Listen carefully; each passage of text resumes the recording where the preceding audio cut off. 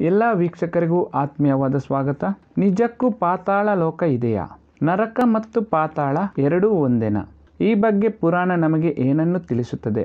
ಎಲ್ಲವನ್ನು ವಿಸ್ತಾರವಾಗಿ ತಿಳಿಸಿಕೊಡುತ್ತೇನೆ. ದಯವಿಟ್ಟು ಈ ವಿಡಿಯೋವನ್ನು ಕೊನೆ ತನಕ ನೋಡಿ ನಿಮ್ಮ ಅನಿಸಿಕೆಗಳನ್ನು ಕಾಮೆಂಟ್ಸ್ ಮೂಲಕ ನಮಗೆ ತಿಳಿಸಿ. ಪಾತಾಳ ಲೋಕವನ್ನು ಭೂಲೋಕದ ನೆಲದಡಿಯ ಭಾಗವಾದ ಅಧೋಲೋಕ ಅಥವಾ ಭೂಗತ ಲೋಕ ಎಂದು ಕರೆಯುತ್ತಾರೆ.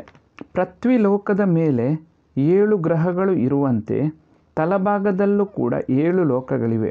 ಅವುಗಳಲ್ಲಿ ಅತ್ಯಂತ ಕೆಳಭಾಗದ ಅಂದರೆ ಕೊನೆಯ ಲೋಕವೇ ಪಾತಾಳ ಲೋಕ. ಇದನ್ನು ಶೇಷಲೋಕ ಅಥವಾ ನಾಗಲೋಕ ಎಂದು ಕರೆಯುತ್ತಾರೆ. ಪುರಾಣಗಳಲ್ಲಿ ತಿಳಿಸಿರುವಂತೆ ಭೂಮಿಯ ಕೆಳಗೆ ಅತಳ, ವಿತಳ, ಸುತಳ, ತಳಾತಳ, ಮಹಾತಳ, ರಸಾತಳ ಮತ್ತು ಪಾತಾಳ ಲೋಕಗಳು ಇವೆಯಂತೆ.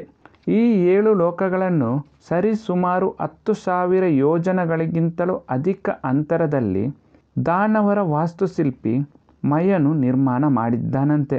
ಅಲ್ಲಲ್ಲಿ ಬಂಗಾರದಿಂದ ನಿರ್ಮಾಣ ಮಾಡಿರುವಂತಹ ಮಂದಿರಗಳು, ಅರಮನೆಗಳು ಇಲ್ಲಿ ಕಾಣಸಿಗುತ್ತದೆಯಂತೆ. ಈ ಆಭರಣಗಳ ಬೆಳಕಿಗೆ ಕತ್ತಲು ಕಣ್ಮರೆಯಾಗಿ ಸದಾ ಮಂದ ಬೆಳಕಿನಿಂದ ಕೂಡಿರುತ್ತದೆಯಂತೆ. ಪುರಾಣದಲ್ಲಿ ತಿಳಿಸಿರುವಂತೆ ಪಾತಾಳ ಲೋಕವು ಸ್ವರ್ಗಲೋಕಕ್ಕಿಂತಲೂ ಸುಂದರವಾಗಿ ಇದೆಯಂತೆ.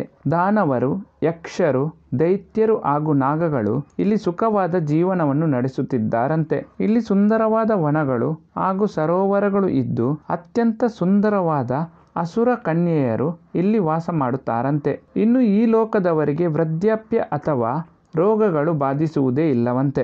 ಇಲ್ಲಿ ಸದಾ ಗಾಳಿಯಲ್ಲಿ ಸುಮಧುರವಾದ ಪರಿಮಳಗಳು ಪಸರಿಸುತ್ತಿದ್ದು ವೀಣೆಯ ಇಂಪಾದ ಸಂಗೀತ ಕೇಳಿಸುತ್ತಿರುತ್ತದೆಯಂತೆ. ಇನ್ನು ಕೊನೆಯದಾಗಿ ಇಲ್ಲಿನ ಅಧಿಪತಿ ಯಾರು ಎನ್ನುವ ಪ್ರಶ್ನೆಗೆ ಉತ್ತರ, ಅಂದು ವಿಷ್ಣು ವಾಮನಾವತಾರದಲ್ಲಿ ಬಂದು ಬಲಿ ಚಕ್ರವರ್ತಿಯ 3 ಲೋಕಗಳನ್ನು ವಶಪಡಿಸಿಕೊಂಡು ತನ್ನ ಪಾದದ ಮೂಲಕ ಪಾತಾಳ ಸೇರಿಸಿ ಬಲಿ ಚಕ್ರವರ್ತಿಯನ್ನು ಪಾತಾಳ ಲೋಕದ ಅಧಿಪತಿಯನ್ನಾಗಿ ಮಾಡಿದ್ದ. ಈ ಮಾಹಿತಿ ಇಷ್ಟವಾದಲ್ಲಿ ದಯವಿಟ್ಟು ಈ ವಿಡಿಯೋವನ್ನು ಲೈಕ್ ಮಾಡಿ. ಹೊಸತೊಂದು ಮಾಹಿತಿಯನ್ನು ಮುಂದಿನ ವಿಡಿಯೋದಲ್ಲಿ ನಾನು ನಿಮಗೆ ತಿಳಿಸಿಕೊಡುತ್ತೇನೆ.